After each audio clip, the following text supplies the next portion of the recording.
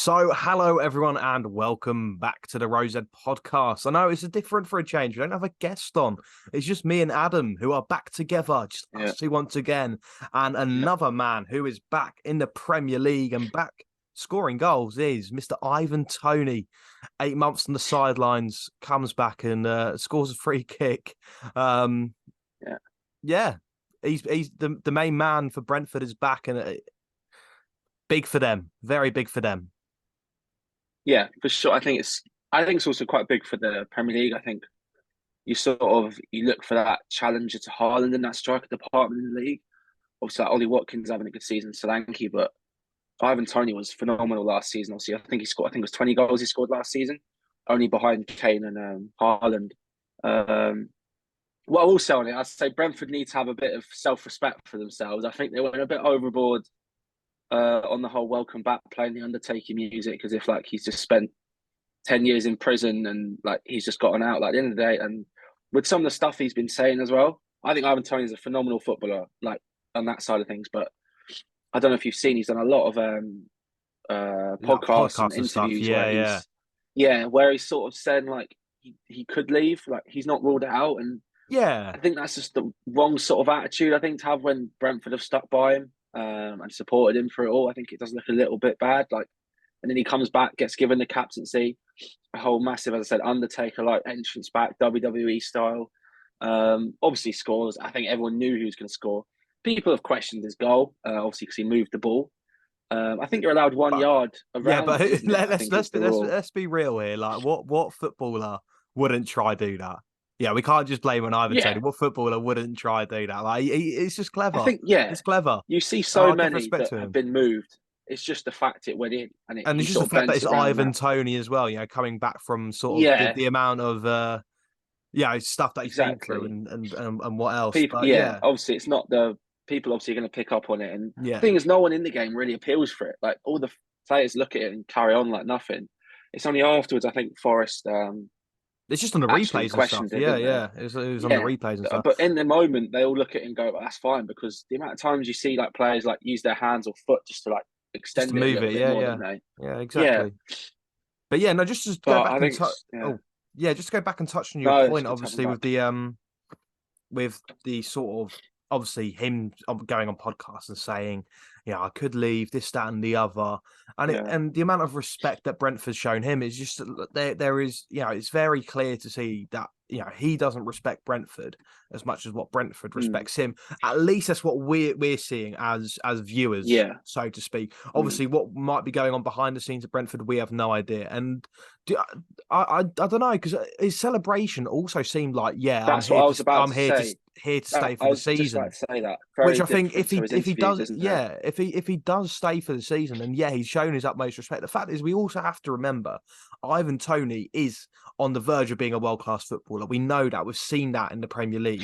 For Brentford, Yeah. obviously, yes, he's had 8 months out, but if it wasn't for the whole sort of the issues that he had, um, obviously Yeah. with why he got suspended, we would have seen Ivan Toney play at the World Cup last winter. Yeah, Yeah. it's all of that. Ivan Toney's a fantastic footballer, and I think he will move Yeah. on in the summer to a bigger club, like to the likes of Arsenal, Chelsea, any of the top Chelsea six, or looking at yeah. even abroad as well. To Real Madrid, Barcelona, those sort of seasons. Mm. Because that's where Ivan Yeah. Toney does deserve to play on the level of football he plays.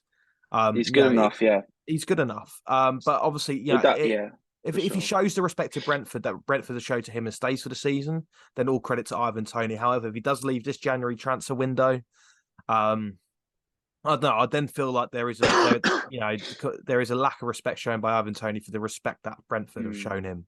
That's I think the reason he'll stay will be because people can't afford him more so than he wants to stay. I know if that makes sense. Like I think it's just such an awkward transfer. Like there's what 10 days left of the window, a week left of the window, and there's been no massive signings at all. It's been really quite It's been very anticlimactic so quiet. far. Yeah, no, I fully agree. Whether or not there's going to be a load of last minute loans and stuff like that, I don't know. But I think, as I said, the main team was Arsenal, and 100 million, or for any team to try and get Ivan Toney, 100 million with all these rumours of FFP sort of coming up out of nowhere, pulling up on teams. I think everyone's a little bit scared and treading on eggshells a little bit. So I think the reason he stays is mainly because no one can actually afford him. I think if any team come in with even an offer, I think of 80 million, I think he'd be gone. I think they'd cash in and he'd almost like push for it. I think he just strikes me Yeah. as that sort of character.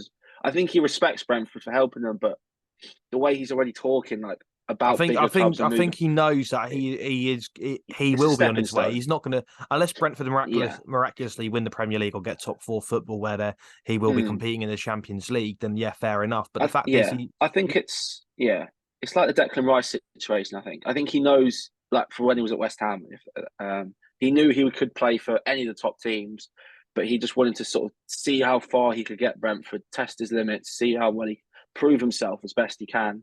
Then as soon as a sort of big team comes in, just go, yeah, I think I've done all I can for you. And then because Brentford fans can't be mad at him if he goes in the summer.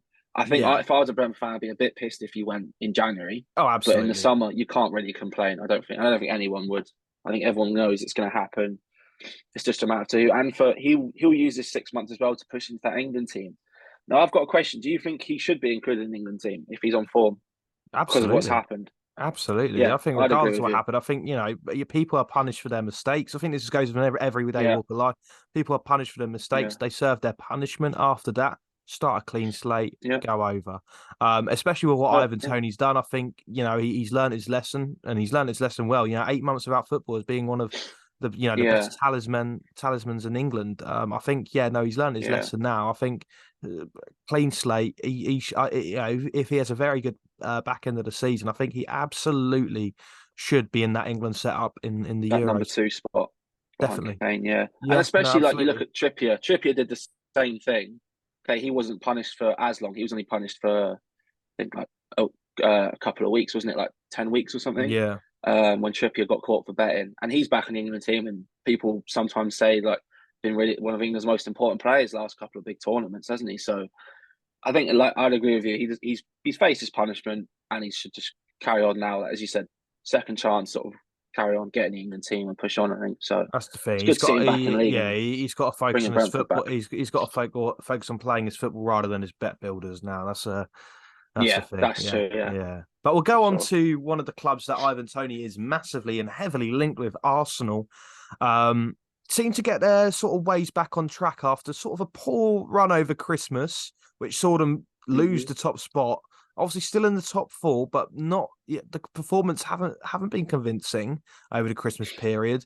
The results haven't been, and a lot of question marks for Arsenal fans in all areas, really. Of sort of a bit of a scare for them. I think more panic, um, and sort of just jumping on a boat rather than any sort of like real concrete Yeah. sort of Mm, uh, you know unrest with the Arsenal fans, if I'm honest, because obviously we know what Arsenal can do and how they can perform, which is exactly what they proved against Crystal mm, Palace at the weekend. Dismantling them 5-0. Granted, I think Crystal Palace are one of the worst sides in the league, and I think they will get relegated. I think they will just drop way too many points. But Arsenal went out there and done a terrific job on them. And full respect to them. I think they were fantastic, keeping a clean sheet, scoring 5 goals. Can't go wrong. yeah, can't ask too much more. I think they took their chances. Like Martinelli got two pretty much identical goals in the last couple of minutes of the game, And that's massive for and him as well, isn't it? Yeah, he's that's been massive really for him. struggling this season. I'd still worry a little bit about Saka. He didn't do much in the game. Like Trossard scored a nice goal. That was a well worked goal from Rye all the way up. As you said, Palace look, especially without Elise and Eze, they are a very poor team, and I think Roy Hodgson should really step down before getting sacked because I think he deserves that sort of with the career. Like he's what he must be nearly 80, surely. Like he I has to be. He think can't I far, think but so. can't be far Surely, off. surely. And the career he's had, like for everything he's done to Palace, I get he did well last year, but he should never have got reappointed, and he should step down before he gets sacked and it turns a bit nasty because it could do. Because you saw a banner, didn't there? Was a banner out Yeah, there in the yeah. Palace end about the owners, I think, and sort of how they're sort of playing them into the ground a bit because they have two of arguably some of the brightest talents in the league. You look at, as I said, Eze, Elise, even someone like Tyreek Mitchell, Mark Gay, he's a very good player. Joachim I know Anderson, Anderson's not yeah. young, but very good player again. These are all players that could be in squads and starting 11s for some of the top 6, top 8 teams, like for sure. But they're just playing like so poor. As I said, obviously the two of them are injured, which is massive because I feel like when they're playing, they rely on individual brilliance of them two players more so than like a system, if that makes sense. Like Yeah. they almost just like give the ball to Elise or Eze and hope he can take a man on and like score more than just a system thing, which I could potentially see him dropping down if the other two can't stay fit. If they stay fit, they'll stay up like normal, I think, but only because of how poor the other teams are and obviously the points deduction that could be coming Forest's way and Everton again, which might just be enough to keep up Palace because of how poor, as I said, the other teams are. Yeah, no, absolutely. I think, yeah, Crystal Palace, they are running a bit of a tightrope, and something does need to change there. There was loads of unrest in the away end at Arsenal over the weekend. But, full Mm, credit to Arsenal. Putting 5 goals past anyone has to be applauded. Um, and it's things back on track for them. We know how they can play. Martinelli getting those 2 goals will do, and the wonders are good. Like you said, Saka was a bit quiet, but I think overall that mm, performance and that result for the team, I think will do yeah, the world of good for them. And they can hopefully really kick on now and have a strong back end of the season. Do I think they'll win the league? I'm not 100%. I think there's still a mm, chance because I yeah, still see for sure. City slipping up potentially. Liverpool, there's a Yeah, chance they'll slip up. I don't think they've been mm, immaculate this season.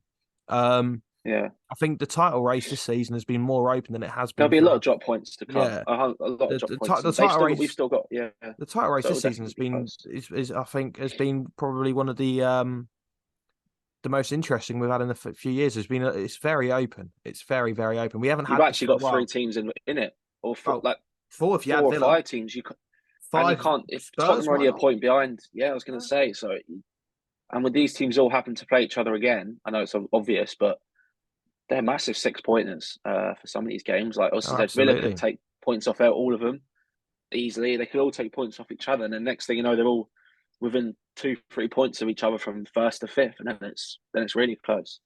No, absolutely, exactly. So title race massively open this season. I think we're going to have a very, very entertaining back end of the season. I look forward to it as a fan of no team in the Premier Yeah, League, which is brilliant for me. So I get to enjoy it all. yeah, Um, no, but we'll move on to another team. We'll move on to your team, Adam, because obviously they are well and truly in the title race, well and truly leading it.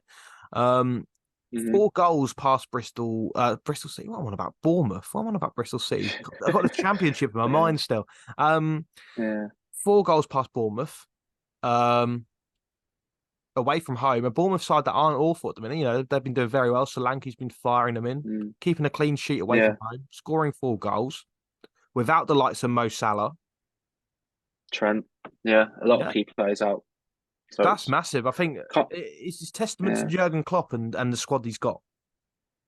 I think a lot of people sort of predicted a bit of a hiccup or a bit of a tough game, but I think we've shown that when you have those players up front, like Jota's just so good. I think he's almost underrated. I think it might reach a point where maybe he gets overrated now in this next week or so because of the hype he'll have, but he's so clinical. And I think a few weeks ago or a month or so back when we played United and Arsenal, we had all them chances but couldn't score.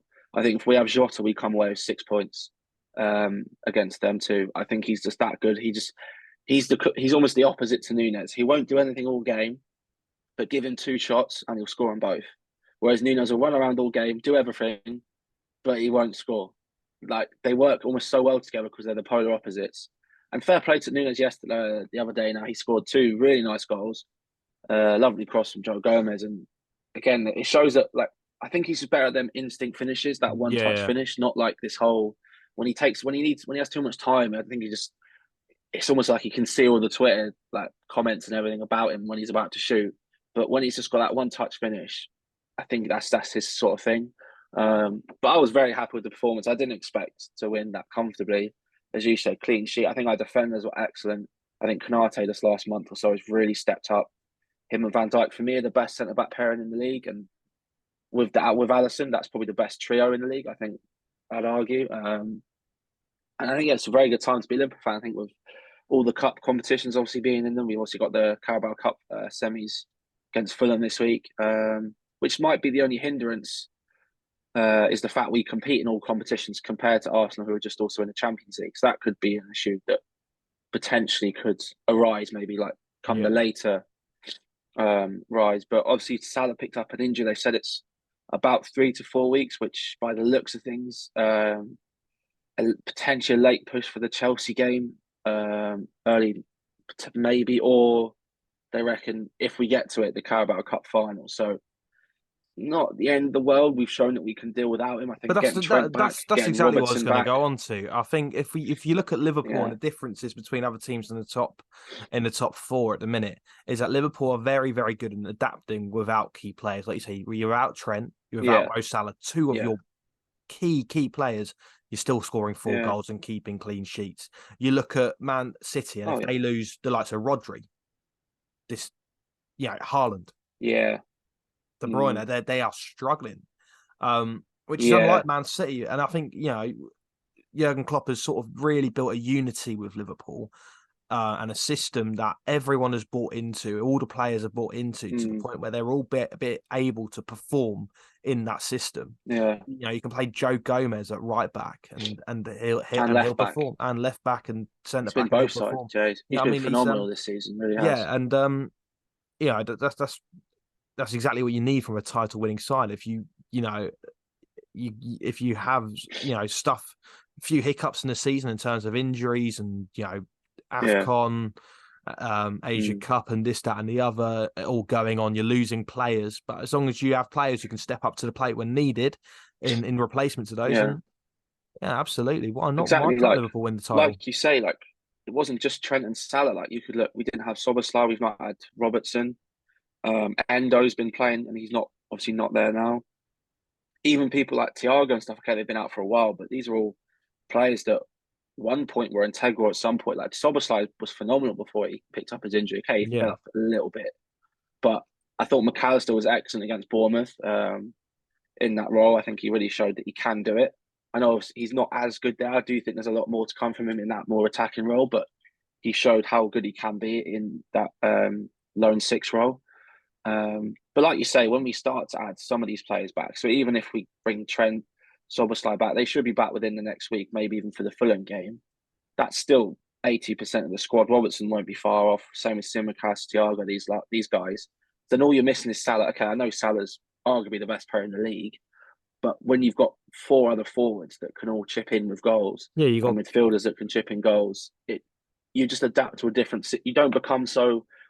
I don't want to say one dimensional, but sometimes when reliant I on watch Liverpool, I yeah, find, no, but yeah, reliant everything on has to go to individuals. Salah. Give the ball to Salah. Let him do it. Let him do it. But Whereas you've now got you're like, okay, individuals like Cody Gapco, exactly. Darwin Núñez, Diaz, you got these Diaz, players who Jota, can who do it all themselves. They all yeah, want to carry the load themselves, and I think it's good, as I said, to sort of have that yeah, depth, and no, it gives them most all a chance to definitely, sort of step up and get that spot for yeah, when Salah's obviously back and who's going to start up front with him. But it's good times. definitely. No, all looking good for Liverpool, and obviously, like you say, all still in all four competitions they're in. Not your So prediction of a not top seven. Let's just remember that you said at the start of the season they wouldn't be top seven. That yeah, man okay, there, mate. Yeah. No, I did. outrageous take. Nearly as bad as me saying Declan Rice wouldn't be good for Arsenal. So we both had a couple of howlers. So I think with every football predictions are one of the most they're one of the scariest paths to take in football, because yeah, everyone each season will have an absolute stinker, and yeah, that's mine. But you know what? I'm mm, going to hold my hands up, eat a slice of humble yeah, pie, and say fair play to Liverpool. Yeah, I think yeah, they're performing really well, and I think I was very apprehensive about sort of the midfield system that they were going with sort of with McAllister, Soboslai, how they were going to perform in Liverpool mm, shirts. But yeah, they've taken well to it and they're performing really well. mm, Yeah, all credit to it. You know what I mean? yeah, But yeah, yeah, we'll move on. To one of the were West Ham robbed at Sheffield United? yes. I think Yeah, that was a penalty. I yeah, I don't understand how that's not given as a penalty. Um, he's yeah. literally not even looking at the ball. He's just, and the fact that didn't even go to VAR is actually mental. Like they But didn't even look at it. I will say the majority. I think this is the thing. So like I say, were West Ham robbed in terms of that decision? Yes, Yeah, but if did you watch the game? I didn't see the game. No, I just saw the Sheffield highlights. Sheffield Unfortunately, United deserved the draw at least. They deserved the yeah, draw out I of that did hear game. that Sheffield played really well, and So yeah, and I'm Ben Brereton Diaz getting his first Premier League goal. He looks like a really good addition for them. Um, yeah, but no, I do think that Sheffield United did deserve the 2-2 draw. Granted, the way how the result mm, came about to them, yeah, and certain decisions, this, that, and the other, understandably so. I can understand West Ham mm, fans' frustration, but West Ham went up to them up, but that's also due to the fact that they're missing a lot of players. Um, mm, Bowen was definitely not 100% fit for that game. Paqueta's obviously out, big miss for them. Maxwell no Cornet kudos, was, obviously. yeah, kudos. Yeah, Maxwell Cornet was starting, did score as well.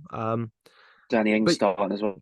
Danny Ings was Yeah, really good. I thought, put himself yeah, about, huffed and puffed, worked hard, yeah, created opportunities. But yeah, no, in terms of the decision, yeah, I'd say West Ham were definitely robbed. But like I say, in terms of the actual overall performance on the pitch, I think Sheffield United well earned their draw in the game. The way how it came about, though, a lot of question yeah. marks over it. Yeah, Yeah, it's just I think when you look at it, we say it every week. We could do a whole podcast each week just about VAR decisions. I feel like, and it's a shame, but it's the consistency in it. Like even I think in the Liverpool Bournemouth game, there was the tackle. I don't know. I can't remember who did it now.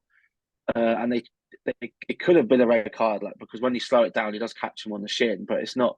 But nothing was given, and it's just that consistency of right a few weeks ago that was given as a red, and now it's not. You just don't know, and it's it's that but uncertainty. that's the It's so annoying thing. frustrating. So with red card decisions, like fouls like that, and penalties, and Yeah, it's all subjective. So but whatever yeah, referee is on the VAR, it's up to them whether to think, oh, is that a red? Is that not? It's the same referee yeah, on field referee. Is that a red or is it not? Is that a penalty? Is it mm, not? It's up to them to make that decision. Whereas offside, ball in and out of black and place white. sort of thing, black and Yeah, white. Yeah, yeah, it's and that's what it should be for penalties. I get there's but going to I be don't get how it slight can be because adaptation. it's very Yeah, difficult. that's the only thing, isn't it? Yeah, like Because every fouls, it's red cards, situational, as you penalties, said. like Every it is all subjective. mm, the handball rule should be black and white, but it's not because it just one week it's sleeve, next week it's natural shadow, next week it's like it just changes, doesn't it? And you just don't know. Mm. And it's the fact they don't announce these sort of changes in the rules. It just you have to learn it by watching games and going, oh well, last week that was given, now it's not. Yeah, but it's Um, just it's and it constantly doesn't being help. updated, and I Yeah, don't and that's where it's not good. I get they're trying to make it easier for referees, fans, and everyone watching, sort of just to understand it. But it's just you're adding I don't think they understand it. yeah. I I think don't think they understand it. and that's probably where the Yeah. inconsistency comes from as well, which doesn't help. Mm. But Because like yeah, as you said, you even when you see on I think it's on a Monday they do the program with Dermot Gallagher, I think it is, yeah, and they talk to him about some of the decisions and stuff and so like some of the ones he'll say like he'll always back the refs 80% of the time, but when they are wrong, he's sometimes like he's almost speechless. Like when someone I think it's Sue Smith and the Steve not Stephen Warnock, the other Warnock, it might be Stephen Warnock, Neil, yeah, it might be. who asked the questions and they ask the question, and sometimes he's just there speechless because he's like, I don't know why that's not given. Like it's so blatant, um, and it's as we said, it's consistency in the fact that almost like I feel like no one understands the rules at times. Like everyone there's confused: the refs, the managers, the players, the fourth officials, the actual people at Stockley Park. Um, it just gets boring. I feel like at this point, it's like you're used to it. Like you're almost Yeah, just like, oh, you see West Ham are robbed. You're like, oh, what's new? Like it's just okay. Like, and it's wrong because that could be the difference between West Ham getting um top six or whatever it could be, or the difference between Sheffield staying up and going down. Like if they stay up now by a point, then you're going to have other teams obviously having a go and stuff, which but that could be for any decision. So you'd be there for all day talking about how if this point was given there, if that was given there, if some buts, and that's the issue. I think it takes away a bit of the fun of football and sort of the whole yeah. appeal of it a I little bit. think every fan since VAR's come in wants VAR to go. And but the issue is then the on-field referee, the amount of times that they've got decisions wrong.